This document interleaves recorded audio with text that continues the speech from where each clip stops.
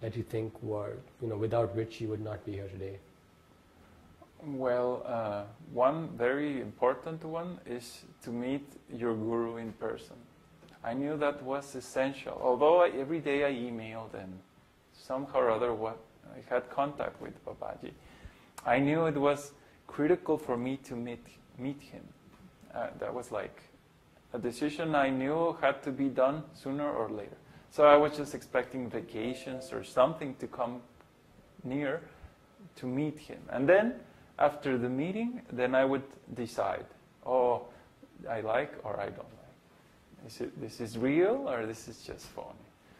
And fortunately, well, he accepted my invitation to come to Mexico. And that meeting was a very important turning point, because from that point my learning was much faster. And of course I still didn't have full confidence that, oh, this is the real thing, right? This is the path that I want to follow, or the real thing. It took me still a little, I guess a year or something. Even after meeting Babaji, more conversations and like that. And the next turning point is chanting. When I was chanting intensively, not just like 4 rounds, but that I did 32, I strived to do much more than what I did every day in single particular days. I said, oh, this is weekend, I have nothing else to do. Okay, I'm going to chant as much as I can. And I chanted 40 rounds, 50 rounds, which for me was like, whoa. And those events, that's when you chant so much intensively, constantly, that makes solid grounding. Then you have experience of what it feels to be closer to Krishna, and then very important. You mentioned that there was still a period over which you had to take to overcome doubts that you had. Mm-hmm. What were these doubts that you had, and what happened that made these doubts vanish? Well, for one thing, is this guru bona fide? Or are you trying to be? That's any disciple should ask this question and evaluate his guru. Of course, he doesn't have a clue how to choose a guru. Later on, you discover it's the other way around. But at least with the basic intelligence that one has, one looks at the guru and I did this several times. I thought to myself, I'll ask the hardest questions I can find about spiritual life, that I could imagine, and ask them to Babaji. And these were questions that I had not even a clue what were the answers. And every time I did this kind of question to Babaji, every single time I was like, he knows. Because he answered with authority, not with just sentiment or some nonsense, He replied in a very scientific way. And this helped me a lot. Then the chanting, and then more association with Babaji himself, and reading the scriptures. That was also very, very important. Everything I read that I could actually confirm, some things you can't, like the distance to the moon or whatever. But the things you can, like in Bhagavad Gita, the 3 modes of nature, every single sentence I tested on my daily job and like that, and it was perfectly matching. And I was like, yeah. So basically, time went by, and every day was stronger and stronger and stronger. And there comes a point where it's so strong that there's no more doubt. There's no more. And this is the point at which you make a commitment that I am 150% committed to this path. Yeah, it increases. It increases gradually until it comes to the maximum, full surrender.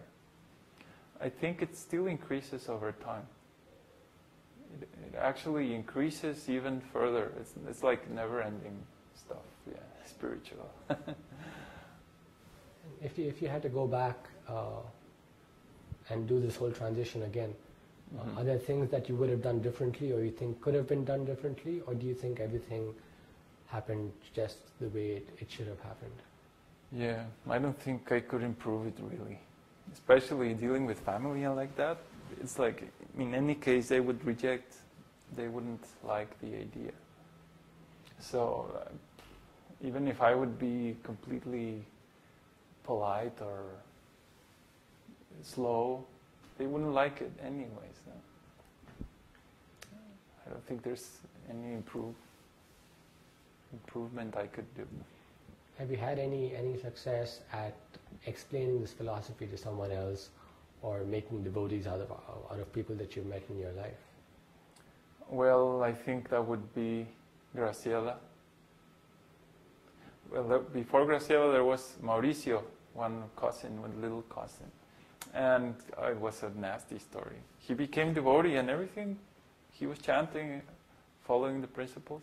But then his mother forced him to eat meat and reject spiritual life. And she wanted to force him to read the Bible and like that. She completely freaked out with Prabhupada. So this cousin basically became crazy because he had one heart desire and the orders were different. And he like, cuckoo. 6 months later he was hearing heavy metal and completely like lost. He had no inner life. And the other case was Graciela, which I hired an assistant for my job. I knew I needed someone to replace me when I left, so I particularly looked for a person who was interested in spiritual life. And she got an interview and everything, and she said, yeah, God for me is the most important. So it was great because every day we would speak about God and how to serve God and spiritual life and like that. And gradually, just as usual, with Vedic principles, there's not much to argue. And she basically started becoming vegetarian and chanting rounds and like that. And after a while, she still is devotee, and she takes care of the deities in Mexico, Jagannath deities and like that. And where you are right now in your life, do you think things could be different? Would you rather things are different, or are you very satisfied with your current situation? Well, what is your current situation, materially and spiritually? Well, I think it's very clear that for us, for ourselves, we are okay. We have a nice place to live, and we're really not worried, materially speaking. And spiritually, I'm taking it a little bit slower. I'm doing the university program, but I was chanting 64 rounds, now I reduced to 16, because there's so many things we have to solve first. And this is one of the things I was learning about today, that all our school system has been completely training me in such a way that I'm disconnected from real life, completely exploited and cheated and So currently I feel very good with my spiritual life. I don't have any single doubt about that this is the right path. Now I'm in the fight of overcoming all this mental training that I've been dealing with for years. And I feel worried because we really need to be self-sufficient and learn. I don't even know how to grow a potato. I mean, really. I have no clue. My only abilities is to computers. That's it. But I have no clue how to raise a potato or milk a cow. Things that are really useful, There's no electricity. What am I going to do? Program? No. So I think I'm in this point where I realize how in a big problem we're in. We're still living in the city, we don't have self-sufficiency. We're working on that. That's our goal and like that. But still it's like, okay, to get there, we have to do a big effort. And then maybe then again focus on a strong spiritual life. But once being out there, we're still part of this nonsense civilization, and that's not very good. And what is your current relationship with material life and the material world and your friends and family who are not devotees?